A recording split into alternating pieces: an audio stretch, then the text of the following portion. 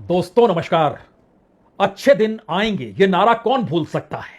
और एक बरस के बाद मेरा देश बदल रहा है, यह भी कौन भूल सकता है। कमोवेश इन्हीं दोनों नारों के इर्द गिर्द बीते 12 बरस गुजर गए और इन 12 बरसों के गुजरते गुजरते अब विपक्ष की राजनीति जब मंद पड़ गई तो एक आवाज विपक्ष के नेता राहुल गांधी ने यह कहकर लगा दी कि जिस पीढ़ी का आप भविष्य बर्बाद कर रहे हैं वही पीढ़ी आपका हिसाब करेगी। यह कोई राजनीतिक बात नहीं है, यह इस देश के भीतर की उस चुनौती, उस धमकी और उस परिप्रेक्ष्य में कही हुई बात है जिसका समाधान इस देश के भीतर अब किसी पॉलिटिकल मॉडल के जरिए नहीं निकल सकता है। यह मॉडल दरअसल एक सामाजिक संघर्ष की परिस्थितियां हैं। लेकिन ऐसा 12 वर्षों में क्या क्या हो गया और इन 12 वर्षों में आज तक ध्यान क्यों नहीं दिया गया? क्या इस दौर में भारत की राजनीति यह सोचती रही चुनाव के जरिए सत्ता पलटी जा सकती है और बात 12 वर्ष बाद यहां तक पहुंच गई कि अब तो चुनाव के जरिए भी सत्ता पलटी नहीं जा सकती है? तो सारे मुद्दे कुंद पड़ते चले गए और अब यह सवाल है, क्या वाकई जिस पीढ़ी को अंधेरे में समा दिया गया वो उजाले में आकर हिसाब करेगी जिसने उसे अंधेरे में ढकेल दिया? हमें लगता है कि आज आपको इस देश में 12 वर्ष की उस हकीकत को उसी युवा पीढ़ी के जरिए समझने की जरूरत है जब आज पहला सवाल यह है कि नीट की परीक्षा रद्द इसलिए हो गई क्योंकि पेपर लीक हो गया। 22 लाख छात्र थे।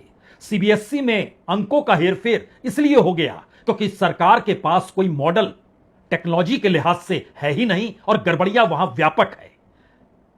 वहां भी सरकार ने घुटने टेक दिए। जो स्टेट सर्विस कमीशन है वो बार बार परीक्षा रद्द और पेपर लीक के आश्रय राज्य दर राज्य सिर्फ युवाओं के संघर्ष, सड़क पर लगते हुए नारे और उन नारों पर बरसती हुई पुलिस की लाठियों में ही खो गया। और आज भी सुबह सुबह जब कॉमन यूनिवर्सिटी एंट्रेंस टेस्ट देने के लिए छात्र पहुंचे तो वहां कहीं टेक्निकल ग्लिच था, कहीं मुश्किल हालात थे। यानी एक परीक्षा को भी इस देश में सफलतापूर्वक अगर सरकार नहीं करा पा रही है तो क्या यह सरकार फेल हो चुकी है? गवर्नेंस के तौर तरीके इसके पास बचे नहीं हैं। आप सिर्फ और सिर्फ एजुकेशन या फिर परीक्षा के इर्द गिर्द परिस्थितियों को मत देखिएगा, क्योंकि जो पन्ने हमारी टीम ने तैयार किए हैं वो पन्ने इसलिए चौंकाते हैं कि इस देश के भीतर रोजगार दिए नहीं जाते, रोजगार खत्म किए जाते हैं। इस देश में रोजगार के जरिए सोशल सिक्योरिटी मिलती नहीं, सोशल सिक्योरिटी खत्म कर दी जाती है। इस देश के भीतर अब कोई भी परमानेंट नौकरी नहीं पा सकता, उसको कॉन्ट्रैक्ट पर रखा जाएगा। यह हम सरकार का जिक्र कर रहे हैं, सेंट्रल गवर्नमेंट एम्प्लॉइज का जिक्र कर रहे हैं। और इन सब के बीच अब उनकी अपनी भविष्य की सिक्योरिटी को लेकर सरकार इतनी चिंतित है कि उसने अब पल्ला पूरे तरीके से झाड़ लिया। और इन 12 वर्षों के भीतर इस देश के भीतर जो सरकारी उपक्रम के तहत लगभग 103 इंडस्ट्रीज चल रही थी वो सभी प्राइवेट सेक्टर के हवाले कर दिया गया और प्राइवेट सेक्टर ने उससे भरपूर मुनाफा बनाया और सरकार ने यह कहकर बेचा कि दरअसल यह घाटे में है, हमारे पास पैसा नहीं है। इसीलिए इस देश में रिफॉर्म जो सबसे बड़ा शुरू होता है वो बैंकों के मिलन का समारोह की तर्ज पर इस देश में रिफॉर्म होता है। यानी बैंकों को मिलाया जाता है, कई बैंकों को मिलाकर एक बैंक का नाम दिया जाता है। तो आइए एक एक पन्नों को खोलिए। 2014 में जब प्रधानमंत्री नरेंद्र मोदी बने उस समय इस देश में बैंक में काम करने वालों की तादाद तकरीबन 12 लाख हुआ करती थी। आज की तारीख में यह 7.5 लाख है। हम सरकारी बैंकों का जिक्र कर रहे हैं, प्राइवेट का नहीं, क्योंकि जब सरकारी बैंक खोखले हुए तो प्राइवेट बैंक को आगे बढ़ाया गया और प्राइवेट बैंक को आगे बढ़ाया गया तो वहां पर नंबर ऑफ एम्प्लॉय भी ज्यादा होने लगे। लेकिन सरकार ने पल्ला झाड़ लिया और कहा यही गया कि दरअसल हम इसलिए बैंकों को मिला रहे हैं जिससे इस देश के भीतर बैंकिंग प्रणाली सुदृढ़ हो जाए। लेकिन सुदृढ़ वो कैसे होगी? जिन बैंकों को मिलाया गया, जिन बैंकों में 4 लाख से ज्यादा इंप्लॉय कम हो गए, उन बैंकों ने हिस्टोरिक तरीके से इस देश में जनता का पैसा कॉरपोरेट और बड़े इंडस्ट्रियलिस्टों को जो सौंपा वो पूरी संख्या लगभग 10 से 12 लाख करोड़ की है।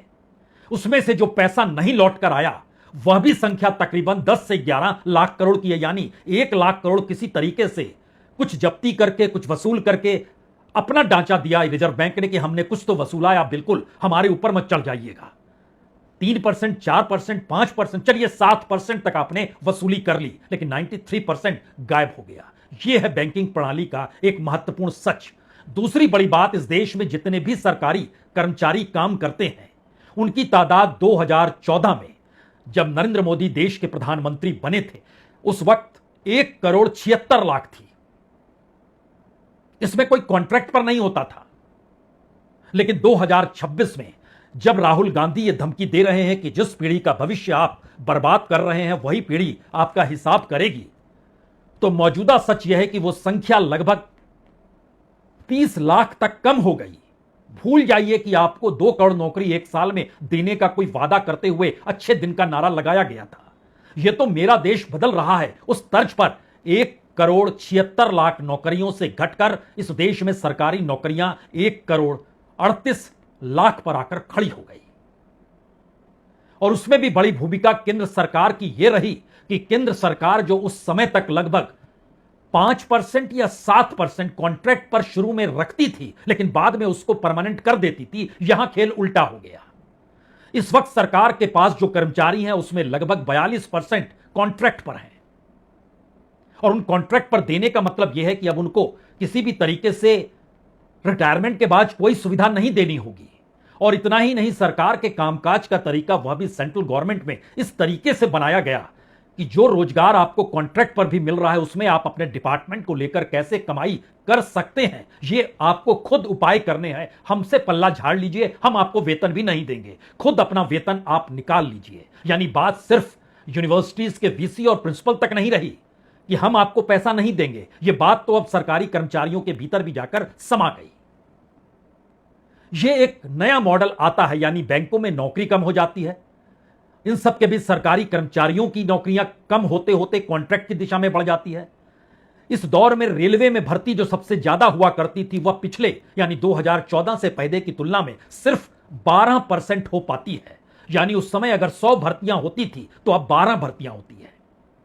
जो स्टेट पब्लिक सर्विस कमीशन है उसकी हालात इसलिए खस्ता है, वो नौकरियों पर रखे तो किसे रखे और काम कराए तो क्या कराए। क्योंकि डबल इंजन की सरकार जब चल रही है तो इस डबल इंजन के भीतर केंद्र की नीतियां स्टेट लागू करता है और केंद्र को इस दौर में राज्यों से भी पैसे की उगाही चाहिए और इन सब के बीच राज्यों को जो बजट टैक्स के जरिए मिलना चाहिए वह भी नहीं मिल पाता और उनसे सीधे तौर पर कहा जाता है कि आप रिजर्व बैंक जाइए, 0% में कर्ज उठा लीजिए। तो हर राज्य कर्ज में डूबा हुआ है। अब राज्य जब कर्ज में डूबा हुआ है और उसके पास कोई काम नहीं है, काम सेंट्रल गवर्नमेंट बतलाती है, उसी हिसाब से वो पैसा अपना बजट उसी के अनुकूल दे देती है। यानी सेंटर की योजना के तहत स्टेट गवर्नमेंट्स को काम करना पड़ता है, तो वो किसकी भर्ती करे और क्यों करे? परीक्षा खत्म, पेपर लीक हो या कुछ हो, वो एक कमाई का एक अलग जरिया हो सकता है। लेकिन इस दौर में सिर्फ इस बात पर ध्यान दीजिए कि कहीं भी कोई भी परिस्थिति बच नहीं पा रही है। एक वक्त जब कंप्यूटर आया था तो इस देश के भीतर जो क्लर्क्स की भर्ती होती थी उस पर गाज गिरी थी, लेकिन वो क्लर्क की भर्तियां थी, 12th पास और 10th पास को नौकरी लग जाती थी। मौजूदा वक्त का सच यह है कि इस देश में 100 ग्रेजुएट होते हैं तो उसमें 40 के पास काम ही नहीं है। और हमारी टीम ने बताया कि दरअसल मुश्किल इतनी बार नहीं है, जो 100 ग्रेजुएट होते हैं एवरेज उनकी कमाई 12 से 18,000 रुपए महीने की है। उसमें से हो सकता है कुछ ग्रेजुएट 20,000 पाते हो, 25,000 पाते हो, 50,000 पाते हो, लेकिन कुछ ग्रेजुएट 5,000 और 6,000 की नौकरियां भी करते हैं। और 100 में से 40 को मिलता नहीं है। 3 लाख से ज्यादा ग्रेजुएट हर बार निकलकर सामने आकर खड़े हो जाते हैं और रोजगार है नहीं। और जो पीजी यानी करता है, उसके बाद जो मास्टर्स करता है, या कि मास्टर्स कहें या फिर जो कहें पीएचडी भी कर लेता है, इस देश में उनकी बेरोजगारी का आंकड़ा भी लगभग 80% है। 80% वहां तक तादाद पहुंचने वाले छात्रों की और कम हो जाती है। अब इस रोजगार की परिस्थिति में या उस युवा पीढ़ी को लेकर जिसको राहुल गांधी कह रहे हैं जिस पीढ़ी का भविष्य आप बर्बाद कर रहे हैं वही पीढ़ी आपका हिसाब करेगी, तो उस पीढ़ी के भीतर यूपीएससी को लेकर गुस्सा है, यूजीसी को लेकर गुस्सा है, एसएससी को लेकर गुस्सा है। अब तो कंबाइंड यूनिवर्सिटी एंट्रेंस एग्जाम का चक्कर भी आज शुरू हो गया, उसको लेकर गुस्सा है। और इस पूरी परिस्थिति में सरकार ने कोई काम किया ही नहीं। कंप्यूटर तो अच्छा था कि सरकार की निगाहों से बचकर इस देश में एंट्री कर गया, लेकिन आर्टिफिशियल इंटेलिजेंस इस दौर में हमारे पूरे एजुकेशन में जो प्रोफेशनल्स थे उनके सामने राष्ट्रीय और अंतर्राष्ट्रीय तौर पर आर्टिफिशियल इंटेलिजेंस का सबसे बड़ा खतरा मंडरा रहा है। और जब इतना ज्यादा खतरा इस रूप में है कि नौकरियां जा रही हैं प्रोफेशनल्स की, सरकार के पास कुछ कहने को नहीं है। जी नहीं, बहुत कुछ कहने को है। हम आपको एक मंत्री से मिलवाते हैं। ये मंत्री हैं जितेंद्र सिंह, पीएमओ में ही है।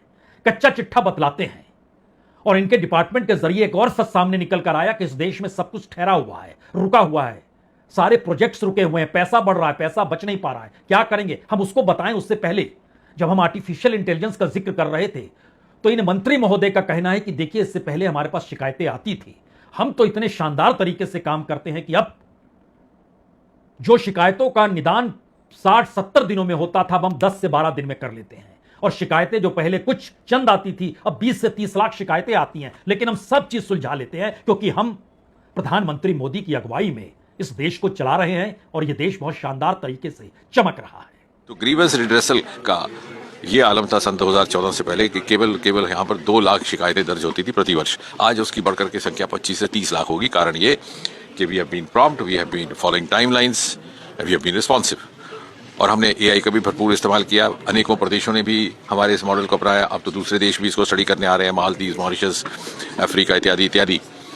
और जब हमें ये लगा कि आर्टिफिशियल और हमारी शिकायतों का निवारण का औसतन समय हुआ करता था 60 दिन, 65 दिन, आज घट करके वो 12-13 दिन हो गया और हमें लगता है कि आने वाले समय में 1 सप्ताह के भीतर हर शिकायत को डिस्पोज ऑफ कर दिया जाएगा।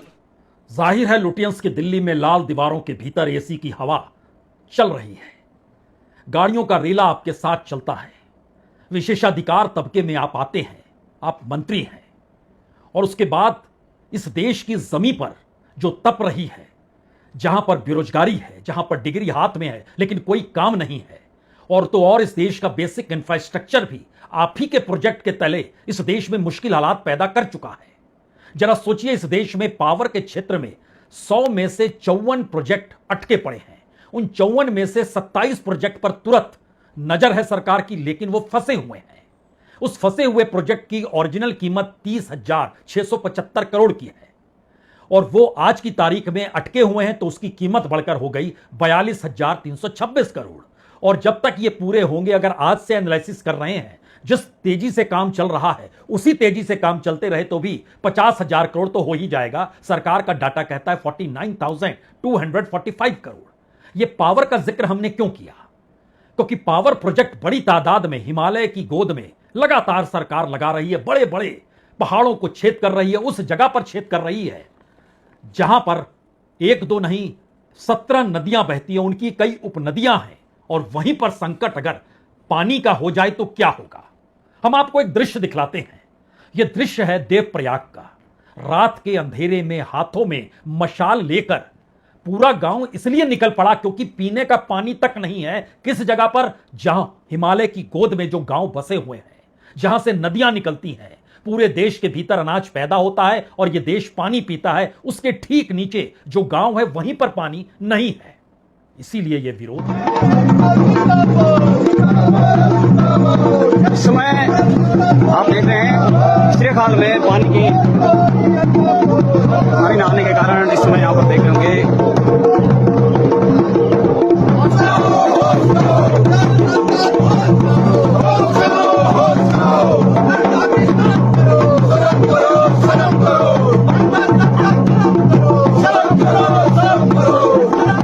इसी उत्तराखंड से सटा हुआ है उत्तर प्रदेश, जो सियासत की जमीन है, जो दिल्ली की सत्ता को गढ़ती है। आज ही वहां पर 10% टैरिफ बढ़ा दिया गया बिजली बिलों को लेकर, जो अगले महीने से लागू हो जाएगा। उत्तर प्रदेश वो जगह है जहां पर सबसे ज्यादा युवा बेरोजगार हैं और इतनी बड़ी तादाद में वो छात्र सड़कों पर हमेशा निकल कर आते हैं और आज भी प्रयागराज में निकल कर आए क्योंकि वहां जो परीक्षा हो रही थी वो परीक्षा कैंसिल हो गई। उस परीक्षा को लेकर रोजगार कोई मिलेगा नहीं मिलेगा, ये लोकपाल की परीक्षा थी और छात्र नारे लगा रहे थे।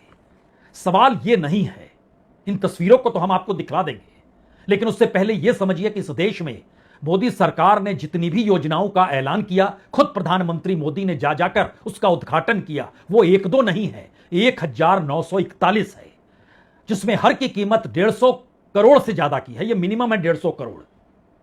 अगर सारी योजनाएं रुक जाएं, रोजगार कहां मिलेगा? कौन देगा? कौन सी कंपनी देगी? इस देश का कौन सा प्रोडक्ट होगा? इस देश के भीतर कौन सा इंफ्रास्ट्रक्चर होगा? शायद इसीलिए राहुल गांधी ये कह रहे हैं, जिस पीढ़ी का भविष्य आप बर्बाद कर रहे हैं वो पीढ़ी आपका हिसाब करेगी। ये बर्बाद का मतलब होता क्या है? बर्बाद का मतलब सिर्फ एक परीक्षा लीक नहीं है, पेपर का लीक होना नहीं है, टेक्नोलॉजी का फेल होना नहीं है। इसका मतलब है कि 1941 जो सेंट्रल सेक्टर से जुड़े हुए इंफ्रास्ट्रक्चर प्रोजेक्ट थे, उसकी जो कुल कीमत थी, वह कुल कीमत एक वक्त में लगाई गई थी 35 लाख करोड़ रुपए। वो बढ़कर लगभग 41-42 लाख करोड़ हो गई, यानी 5.5 से 6 लाख करोड़ रुपए बढ़ गए, उसकी कीमत बढ़ गई। वो जब तक पूरी होगी ये कीमत 50 लाख करोड़ भी पार कर सकती है। लेकिन महत्वपूर्ण उससे ज्यादा यह है कि इन अटके हुए प्रोजेक्ट्स, जो खास तौर से 727 प्रोजेक्ट हैं जो अटके पड़े हैं, उस पर जो खर्चा हुआ उसका जवाब कौन देगा। मुश्किल यह है कि इस दौर में जो तमाम प्रोजेक्ट्स थे उस पर लगभग 20 लाख करोड़ रुपए खर्च भी कर दिए गए। वो पैसा कहां से आ रहा था? इसी देश का पैसा था, टैक्सपेयर का पैसा था, इस देश के बेसिक इंफ्रास्ट्रक्चर से निकाला गया पैसा था। एक विजन सरकार का था, वो इंफ्रास्ट्रक्चर पर काम कर रही थी, लेकिन कमाई किसकी हो रही थी? सरकारी उपक्रम अब कोई ठेका नहीं लेते हैं। उनके पास एक नया मॉडल है मोनेटाइजेशन का। वो प्राइवेट सेक्टर के हाथों से चलता है और हर चीज उसके हाथ में है। आप सोच रहे होंगे अच्छा, अलग अलग क्षेत्रों में, तो अलग अलग क्षेत्रों में जो प्राइवेट सेक्टर के हाथ में जो प्रोजेक्ट्स हैं उनको जरा एक क्षण के लिए देख लीजिए। जो हमने आपसे 727 प्रोजेक्ट का जिक्र किया, उसमें 282 प्रोजेक्ट जो पूरे तरीके से फंसे हुए हैं। उन फंसे हुए प्रोजेक्ट्स का सच यह है कि उस पे जो खर्चा आएगा वो बढ़ जाएगा। बढ़े हुए खर्चे का हिसाब किताब वो प्राइवेट सेक्टर देगा, उसको सरकार देगी। सरकार आने वाले वक्त में बताएगी कि किस तरीके से हालत खस्ता है, तो हमको लोन लेना पड़ेगा, हम वर्ल्ड बैंक से पैसा ले लेंगे, उसको फिर कर्ज देते रहेंगे, जो अभी कर रहे हैं। इसीलिए तो 50 लाख करोड़ का कर्ज बीते 12 वर्ष में बढ़ते बढ़ते 250 लाख करोड़ को भी पार कर गया। अब आप सोचिए कि जो रेलवे के प्रोजेक्ट्स हैं उसमें तुरंत जो प्राइवेट सेक्टर के हाथ में काम है वो 89 प्रोजेक्ट्स को लेकर है। उसकी कुल कीमत आंकी गई थी कि वो 23,522 करोड़ में पूरा हो जाएगा, लेकिन अब बताया जा रहा है नहीं, वो पूरा होते होते 34,261 करोड़ लग जाएंगे। आज की तारीख में बताया जा रहा है उस समय तक वो और बढ़ जाएगा। रोड ट्रांसपोर्ट और हाईवे से जुड़े 15 प्रोजेक्ट, हालांकि कुल 136 प्रोजेक्ट हैं जिसमें से 82 अटके हुए हैं, लेकिन हम उन 15 प्रोजेक्ट्स का जिक्र कर रहे हैं जो ओरिजिनली जिसकी कीमत आंकी गई थी 2,190 करोड़ रुपए। वो बढ़ते बढ़ते आज की तारीख में 2,795 करोड़ हुई और कहा जा रहा है पूरा होते होते वो 4,285 करोड़ हो जाएगी। पावर सेक्टर इसी तरीके से 100 में से 54 प्रोजेक्ट अटके पड़े हैं। पेट्रोलियम में 84 में से 53 प्रोजेक्ट अटके पड़े हैं। कोल में 56 में से 28 प्रोजेक्ट अटके पड़े हैं। स्टील में 20 में से 13 प्रोजेक्ट अटके पड़े हैं। एटॉमिक एनर्जी 4 प्रोजेक्ट थे, चारों प्रोजेक्ट अटके पड़े हैं। उसमें एक है एटॉमिक एनर्जी का सबसे बड़ा प्रोजेक्ट जिस पर खर्च आना है 3,447 करोड़ रुपए आना था। आज की तारीख में वो लागत हो चुकी है 6,421 करोड़ रुपए, और जब तक ये पूरा होगा तब तक ये 9,000 करोड़ पार कर चुका होगा, यानी 3 गुना ज्यादा, यानी 300 गुना एक लिहाज से बढ़ गया। ये पैसा, सरकार का विजन, इंफ्रास्ट्रक्चर की सोच, योजनाओं का उद्घाटन, ये सब कुछ तो इसी दौर में हो रहा है। और वो स्टेट लेवल पे हो या सेंटर लेवल पर हो, जब ये परिस्थिति है तो फिर कौन सी परीक्षा, किसकी भर्ती, किसी के पास कौन सी डिग्री, वो कौन सा टॉपर। और शायद इसीलिए नजारा देखिए, 2 नजारे आपको दिखा रहे हैं। एक तो प्रयागराज में छात्र नारे लगा रहे हैं, दिन का उजाला हो या रात का अंधेरा हो, और दूसरी तरफ आज ही जो कॉमन यूनिवर्सिटी इंट्रेंस एग्जाम हो रहे थे, देख लीजिए छात्रों की यह स्थिति।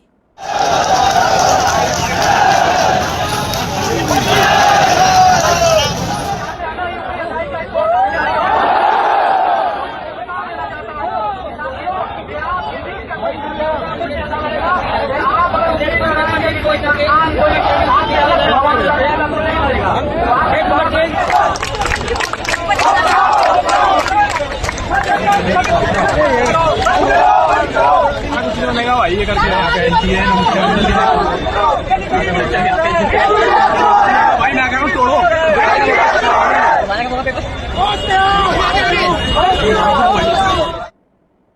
तो क्या इसीलिए राहुल गांधी कह रहे हैं जिस पीढ़ी का भविष्य आप बर्बाद कर रहे हैं वही पीढ़ी आपका हिसाब करेगी?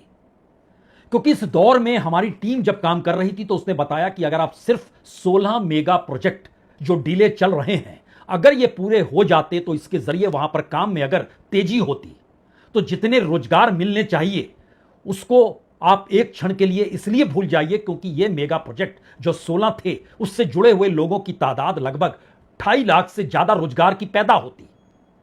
लेकिन ये अटक गए। ये कब पूरे होंगे कोई नहीं जानता। इसमें रोड ट्रांसपोर्ट से जुड़े 6 मेगा प्रोजेक्ट हैं, पावर से जुड़े 5 मेगा प्रोजेक्ट हैं, रेलवे से जुड़ा 1 मेगा प्रोजेक्ट है, स्टील से जुड़े 2 मेगा प्रोजेक्ट है, एटॉमिक एनर्जी से जुड़े 1 मेगा प्रोजेक्ट है और पेट्रोलियम से जुड़ा 1 मेगा प्रोजेक्ट है। और इसी दिशा में अगर सरकार कहीं आंकड़े जो हम आपको बतला रहे हैं कि 1941 ऑनगोइंग प्रोजेक्ट जो इंफ्रास्ट्रक्चर से जुड़े थे, जिसकी ओरिजिनल कॉस्ट 35-36 लाख करोड़ थी, जो बढ़कर 41-42 लाख करोड़ हो चुकी है और पूरा होते होते ये 50 लाख करोड़ को पार कर जाएगी, तो उससे ज्यादा महत्वपूर्ण जो हमने आपसे शुरू में कहा, उस पर जो खर्च 20 लाख करोड़ का हो चुका है, यह दरअसल इसलिए दिखाने के लिए होता है क्योंकि पॉलिटिकल तौर पर यह देश कितना बदल चुका है, यह मैसेज होता है। इसीलिए उद्घाटन होता है, इसीलिए प्रधानमंत्री की यात्राएं होती हैं, इसीलिए इसके जरिए अलग अलग चुनावों में बताया जाता है कि देखिए वह योजना पूरी हो गई, वो योजना चल रही हो रही, पूरी कोई नहीं हुई, सब चल रही है और इन चलती योजनाओं पर पैसा भी खर्च हो रहा है। यह दरअसल पॉलिटिकल प्रोपेगेंडा का एक पॉलिटिकल इकोनॉमिक एस्पेक्ट होता है, जिसमें प्राइवेट सेक्टर ही इस देश में, जब सड़कें बनती हैं तो टोल के जरिए लूट लिया जाता है, जब वंदे भारत चलता है तो किसी को समझ नहीं आता है कि दरअसल इस देश में जो जीवन जननी के तौर पर रेलवे की पहचान थी, जो लाइफ लाइन थी, वो एक झटके में उस कॉस्टली सफर में कैसे तब्दील हो गई। आपने कोई बेसिक इंफ्रास्ट्रक्चर तो डेवलप इस देश में सफर के लिए किया ही नहीं है। हर जगह पैसा लेने की परिस्थिति में तो फॉर्म भरने की कीमत भी इस देश में बेरोजगार छात्रों से वसूली जाती है। परीक्षा के समय कह दिया जाता है या फ्री में यात्रा कर सकते हैं, लेकिन यात्रा के लिए ट्रेन उतनी होती नहीं है कि आपको सीट मिल जाए। सीट तो दूर की बात है, आप डब्बे के अंदर घुस जाएं। यह एक बेसिक इंफ्रास्ट्रक्चर है। जो नारा लगा था अच्छे दिन आएंगे और जो बात हुई थी मेरा देश बदल रहा है, वो बात फिसलते फिसलते यहां तक क्यों आ गई, जब कहा जा रहा है कि जिसका भविष्य आपने बर्बाद कर दिया वही पीढ़ी आपका हिसाब करेगी। क्या यह इस देश में एक टकराव की ऐसी स्थिति है या फेल हो चुके गवर्नेंस का एक ऐसा रूप है जिसमें अब सरकार के पास देने के लिए कुछ नहीं है सिवाय खुद को बचाए रखने के? यानी सत्ता कैसे बरकरार रहे, इसके लिए इस देश के इंस्टीट्यूशंस को ही क्या सत्ता सरकार ने अपने अनुकूल कर लिया, जिसका आरोप बार बार विपक्ष लगाता है। और उस कतार में इस देश के भीतर निचले स्तर से लेकर ऊपरी स्तर तक, जिसके दायरे में इस वक्त तो चुनाव आयोग भी आ चुका है। कोई नहीं जानता है इस देश के भीतर की वह परिस्थिति जिसमें खुद प्रधानमंत्री का नाम भी शामिल हो। पीएम केयर्स कौन जानता है? कोर्ट में यह मामला पहुंचा तो सरकार की तरफ से कहा गया यह सरकारी पैसा है ही नहीं और सरकार का इससे कुछ लेना देना नहीं है, यह तो एक अलग ट्रस्ट है। और फिर कहा गया इसको आरटीआई के जरिए आप जानकारी भी नहीं पा सकते हैं। और पहली बार एक ऐसा ट्रस्ट जिसमें सरकार के मुखिया शामिल हो, कैबिनेट मिनिस्टर शामिल हो, उसका दफ्तर भी सरकार के दायरे में हो, लेकिन कोई नहीं जान सकता है। तो जब ऊपरी लेवल पर गवर्नमेंट के स्तर पर यह बात चल रही हो, तब यह सवाल कितना बड़ा है। CBSE, NEET, SSC, CUET, UGC छात्रों के सामने नहीं, इस देश के सामने कहीं अंधेरा तो नहीं है। और जिस बात का जिक्र हो चला है उसमें एक बात तो तय है, भारत इस वक्त दुनिया के सबसे युवा देश में है। यहां पर 35 बरस से कम की उम्र के लोगों की तादाद 60% से ज्यादा की है। सारा तंत्र, समूचा संविधान और इस देश की जमीन और आसमान सबको सत्ता ने अपने हिसाब से परिभाषित कर लिया है। सवाल सिर्फ इतना है, क्या वाकई जिस पीढ़ी का भविष्य आप बर्बाद कर रहे हैं वही पीढ़ी आपका हिसाब करेगी? बहुत बहुत शुक्रिया, बहुत बहुत शुक्रिया।